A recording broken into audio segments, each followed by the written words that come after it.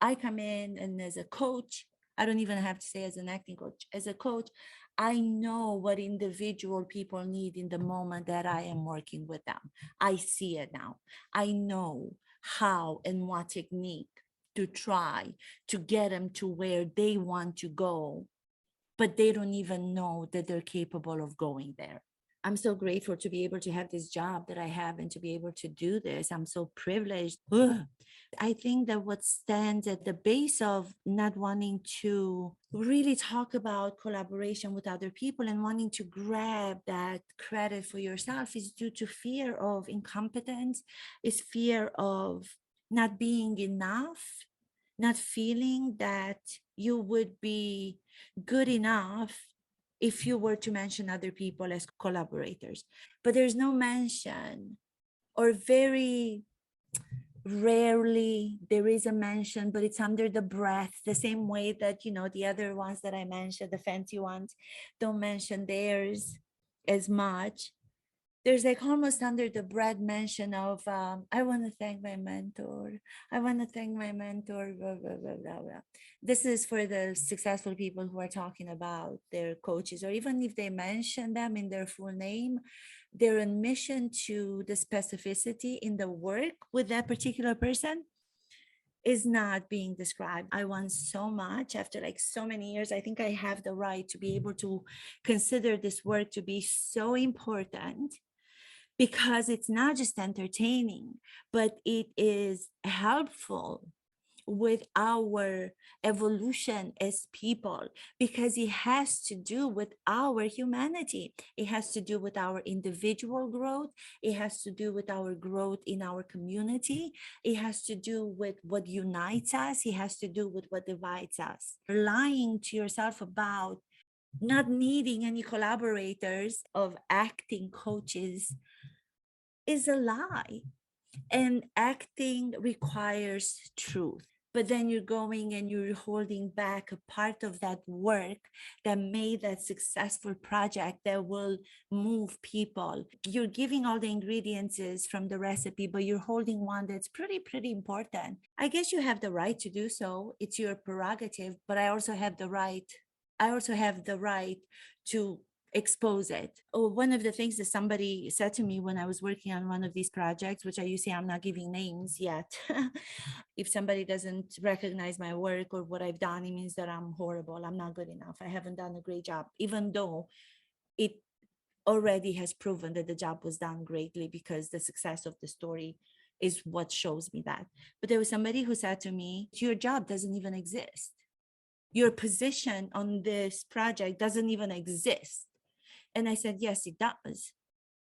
It's not that it doesn't exist. You do not want to admit it. It doesn't exist for you, but it exists because I know my collaboration and what that recipe ingredient part of my work brought to that project. It completed, it brought enough to make it a success, the same way that everybody else brought their part to it while blending it and putting it together to make that end product a success. And people could watch and feel. So I know that my position, my job position of an acting coach exists. It might not be known publicly.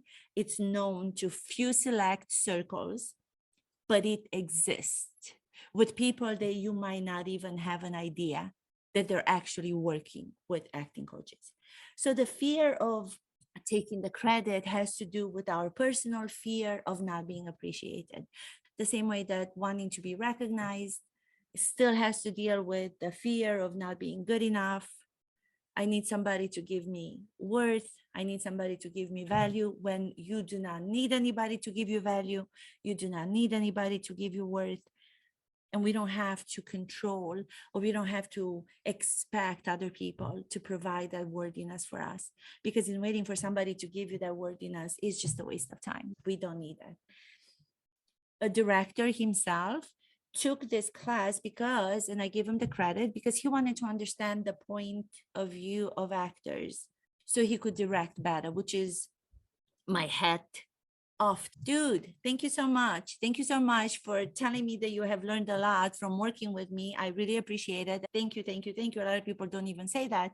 But then for you to say, I don't know if you know, but there's a small play called The Bear, which I have talked about during my time in rehearsals with them for 2 years. I have talked about my work on that play, The Bear. It is actually even described in one of the podcast episodes fully.